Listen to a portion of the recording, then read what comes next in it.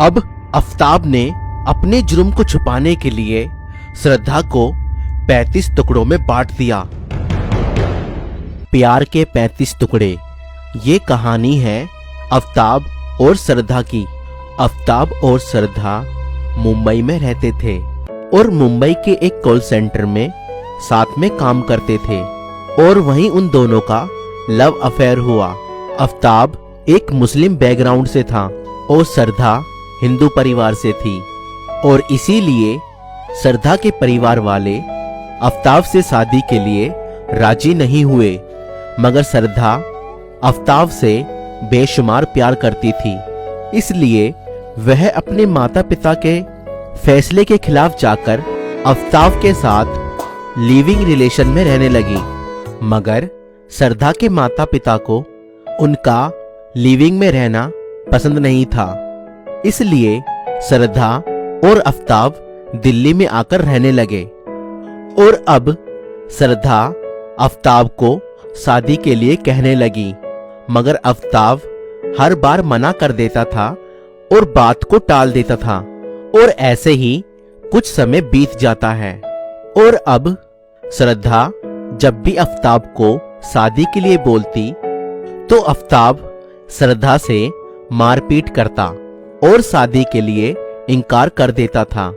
आफताब और भी कई लड़कियों के साथ अफेयर में था और इन सब बातों को लेकर श्रद्धा और आफताब के बीच में लड़ाई भी होती थी, मगर आफताब अपनी हरकतों से बाज नहीं आ रहा था और वह श्रद्धा को मारता पीटता और कई बार जान से मारने की धमकी भी देता और कई बार तो श्रद्धा को इस मारपीट के चलते गंभीर चोटें भी आती थीं और वह डॉक्टर के पास ट्रीटमेंट लेने जाया करती थी।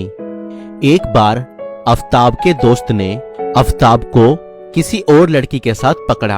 आफताब, तू ये क्या कर रहा है? तू तो श्रद्धा के साथ लिविंग में है ना, तो फिर उसको धोखा क्यों दे रहा है? सिर्फ श्रद्धा ही नहीं, मैं कई और लड़कियों के साथ रिलेशन में हूँ। जैसे लोग कपड़े बदलते हैं वैसे मैं लड़कियां बदलता हूँ, समझा? आफताब के लिए श्रद्धा कोई मायने नहीं रखती थी। उसके इमोशंस, उसका प्यार उसके लिए कुछ भी नहीं था। आफताब के लिए श्रद्धा सिर्फ एक एटीएम मशीन थी जिसके खर्चे पर वह पल रहा था। और 18 मई की रात को श्रद्धा और आफताब के बीच किन्हीं बातों को लेकर झगड़ा हुआ।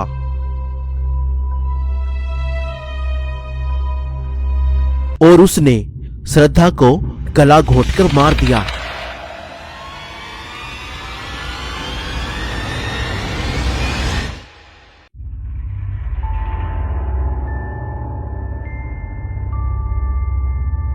अब आफताब ने अपने जुर्म को छुपाने के लिए श्रद्धा को 35 टुकड़ों में बांट दिया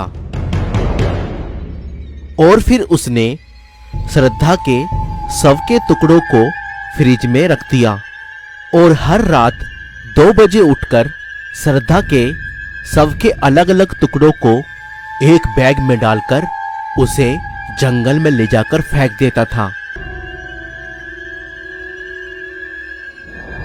और रात के सुनसान अंधेरे में रात को 2 बजे जब सन्नाटा पसरा रहता था, आफताब गलियों में से होता हुआ श्रद्धा के शव के टुकड़ों को ठिकाने लगाने जाया करता था और ऐसे करके लगातार 18 दिन तक उसने श्रद्धा के शव के टुकड़ों को ठिकाने लगाया।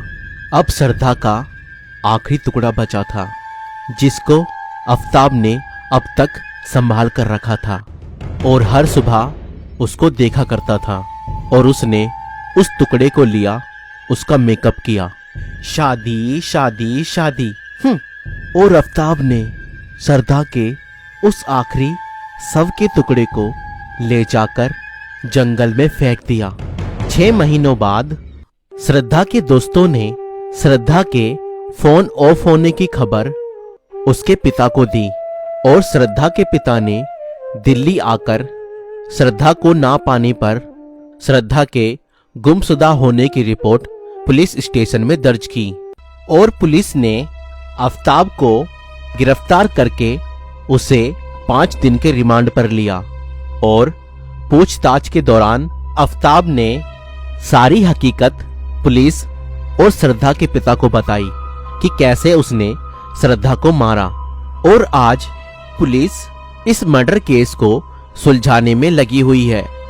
दोस्तों, क्या आपको लगता है अगर श्रद्धा अपने माता पिता के फैसले के खिलाफ ना जाती तो उसका यह हाल ना होता और वह आज हमारे बीच में होती?